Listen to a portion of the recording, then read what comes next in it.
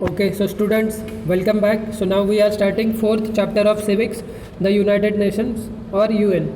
So now what are we going to learn in this chapter? Okay, so आपल्याला ह्या chapter या प्रकरणात काय शिकायचं एक्झॅक्टली, तर आपण शिकणार आहोत की युनायटेड नेशन्स म्हणजे काय आणि त्याचे काय प्रिन्सिपल्स आहे किंवा त्याचे ऑब्जेक्टिव्स काय आहे, त्याचं स्ट्रक्चर कसं आहे, this everything we are going to learn in this chapter.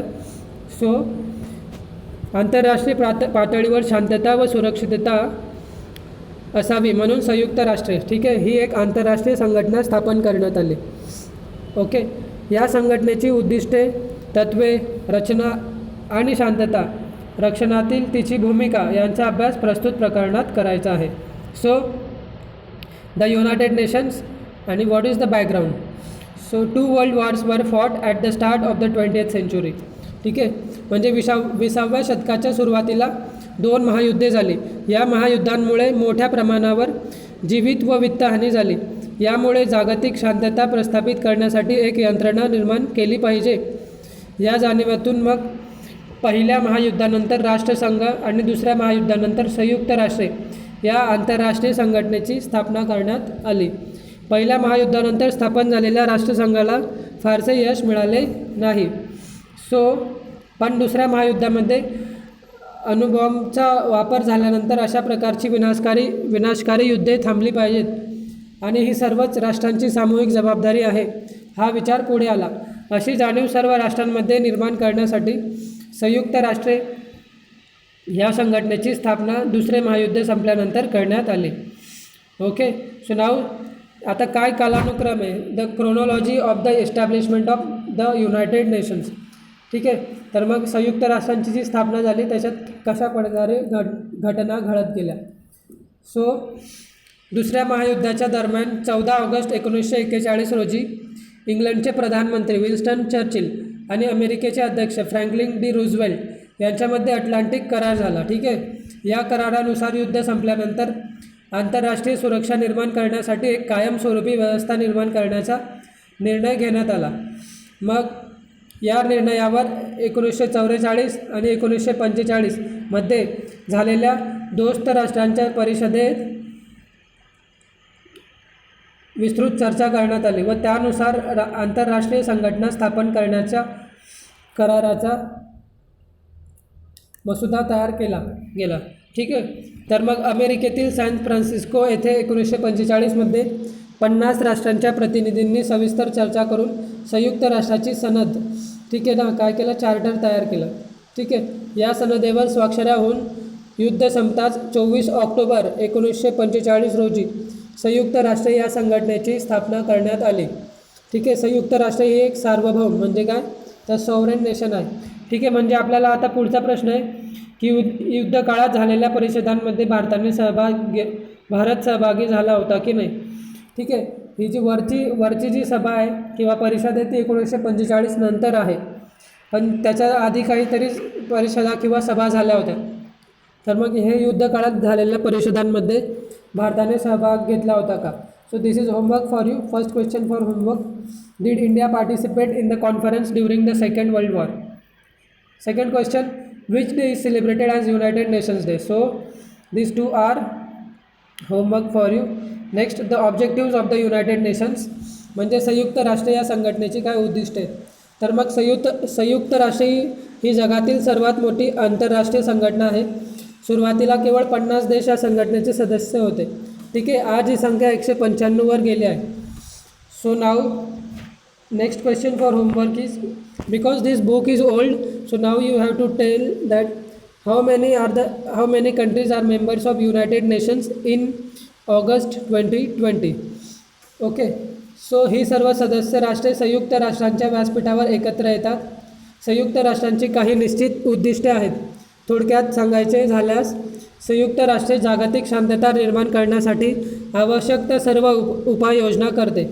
ठीक आहे, सो पहिलं काय, टू एस्टॅब्लिश म्हणजे राष्ट्रांमध्ये मैत्रीपूर्ण संबंध प्रस्थापित करणे, त्याचबरोबर आंतरराष्ट्रीय प्रश्न शांततेच्या मार्गाने सोडवून आंतरराष्ट्रीय सुरक्षा वृद्धिंगत करणे, मानवी हक्कांचे व स्वातंत्र्याचे जतन व संवर्धन करणे. ठीक आहे, त्याचबरोबर अलॉंग विथ दिस मग काय करतं, आंतरराष्ट्रीय स्तरावर आर्थिक सहकार्य वाढवणे हाही संयुक्त राष्ट्रांचा हेतू आहे. सार्वभौम राष्ट्रांच्या राजनयिक विषयाशी ठीक आहे ना, duty respect to diplomatic privileges sovereign nation. Okay, so मग जे सार्वभौम राष्ट्र आहेत त्यांचे राजनयिक विशेषाधिकारांचा आदर करणे, दुसऱ्या देशावर आक्रमण न करणे, आंतरराष्ट्रीय कायद्याचे व करारांचे पालन करणे हे सर्व सभासद राष्ट्रांचे कर्तव्य आहे. ठीक आहे. संयुक्त राष्ट्र ही एक सार्वभौम राष्ट्रांनी एकत्र येऊन तयार केलेली संघटना आहे. त्यामुळे साहजिकच ती काही तत्त्वांवर किंवा नियमांवर आधारलेली आहे. ती तत्त्वे थोडक्यात पुढीलप्रमाणे आहेत. प्रिन्सिपल्स ऑफ युनायटेड नेशन्स, संयुक्त राष्ट्रांची तत्त्वे. सर्व सभासद राष्ट्रांचा दर्जा समान असेल. भौगोलिक आकार, आर्थिक व लष्करी ताकद यावर आधारित राष्ट्रांमध्ये भेदभाव केला जात नाही. संयुक्त राष्ट्रांच्या सभासद राष्ट्रांनी परस्परांच्या स्वातंत्र्य आणि भौगोलिक एकात्मतेचा आदर करणे. सर्व सभासद राष्ट्रांनी आपले आंतरराष्ट्रीय वाद, आपापसातील विवाद शांततेच्या मार्गाने सोडवावेत. Okay, so now this were the principles. Now next, can you answer the following questions? Can the United Nations intervene militarily if there is a serious threat to the international peace? म्हणजे आंतरराष्ट्रीय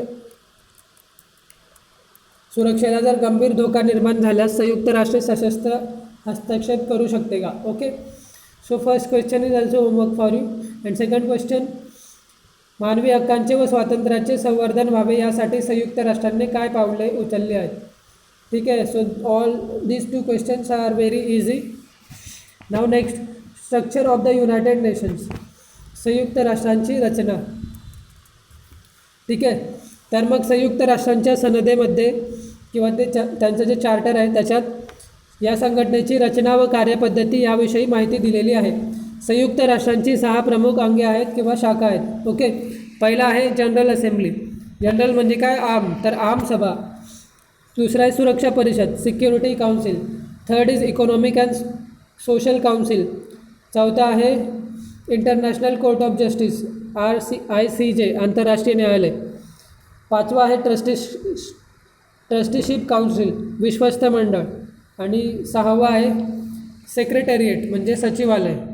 okay, so now you see this is United Nations General Assembly. General Assembly म्हणजे आमसभा. So now we are going to study this, that how many countries are members of General Assembly. But before that, apart from 6 major organs, म्हणजे या 6 शाखांव्यतिरिक्त संयुक्त राष्ट्रांच्या कार्यात मदत करणाऱ्या संयुक्त राष्ट्रांच्या अनेक संलग्न संस्था आहेत. ठीक आहे, त्यांना विशेष कार्यात्मक संस्था असे म्हणतात, स्पेशलाइज्ड एजन्सीज. ओके, विशिष्ट कार्यक्षेत्रात काम करणाऱ्या या संस्था जगातील राष्ट्रांना त्या कार्यामध्ये मदत करतात. आंतरराष्ट्रीय कामगार संघटना, इंटरनॅशनल लेबर ऑर्गनायझेशन ILO, अन्न व शेती संघटना, जागतिक आरोग्य संघटना, जागतिक बँक, आंतरराष्ट्रीय नाणेनिधी, संयुक्त राष्ट्रांचा बालक निधी, संयुक्त राष्ट्रांची शैक्षणिक, वैज्ञानिक आणि सांस्कृतिक संघटना, अशा काही महत्त्वपूर्ण संलग्न संस्था आहेत. Okay, so now next question for homework is write the names of specialised agencies of United Nations. Write the names of specialized agencies of United Nations.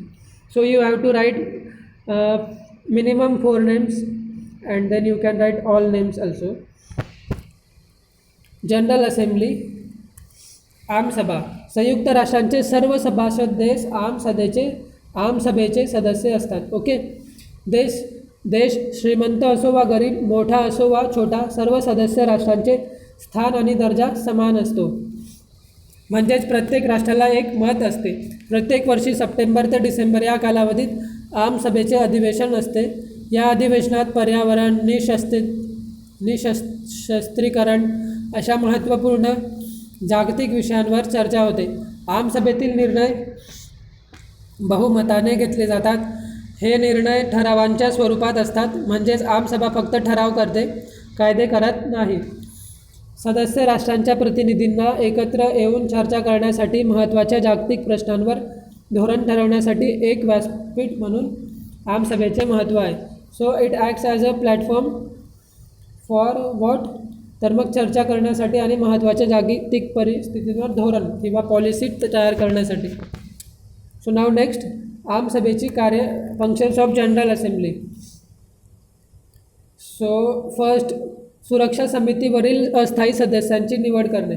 To elect the non permanent, हे ना, non permanent means temporary म्हणजेच अस्थायी. Second, सुरक्षा परिषदेच्या बरोबरीने संयुक्त राष्ट्रांचे महासचिव आणि आंतरराष्ट्रीय न्यायालयातील न्यायाधीशांची निवड करणे.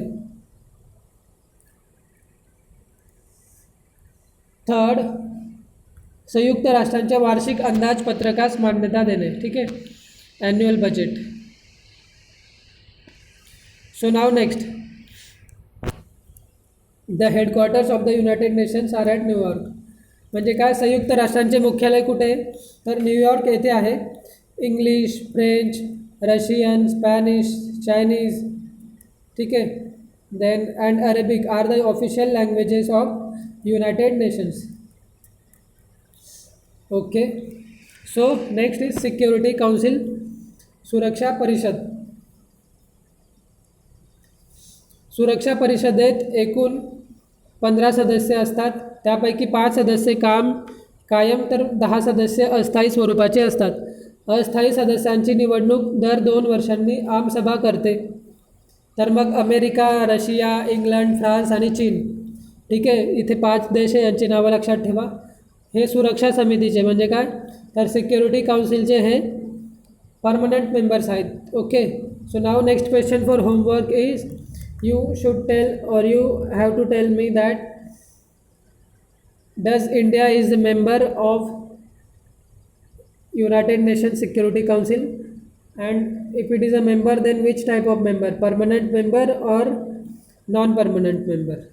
So these things about India.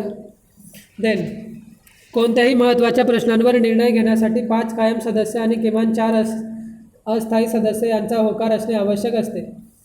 कायम सदस्यांपैकी कोणत्याही एका सदस्याने जरी नकाराधिकाराचा वापर केला, म्हणजे जर विरोधी मत दिले, तर निर्णय घेता येत नाही. Decision cannot be taken. Okay. Functions of the Security Council. So now next question for homework is, write short note on General Assembly and write its 2 functions. ठीक आहे, तर शॉर्टमध्ये तुम्ही 4-5 ओळीत त्याचं हे लिहा, 4-5 वाक्यात. General Assembly short note and then functions of General Assembly. So now next, okay, functions, सुरक्षा परिषदेची कार्य. So first, the main responsibility म्हणजे काय, तर मग आंतरराष्ट्रीय शांतता आणि सुरक्षितता राखणे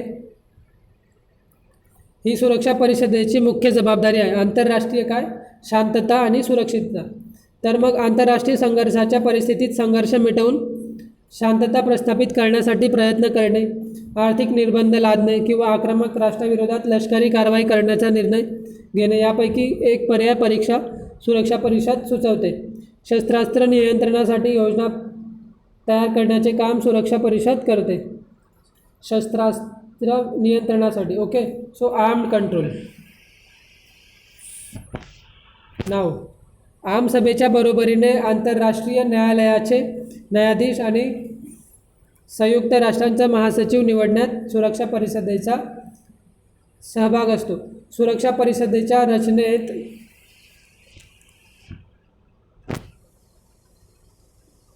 आणि बदल व्हावा आणि तिचे स्वरूप अधिक लोकशाहीपूर्ण व्हावे या दृष्टीने सध्या सुधारणा सुचवल्या जात आहेत.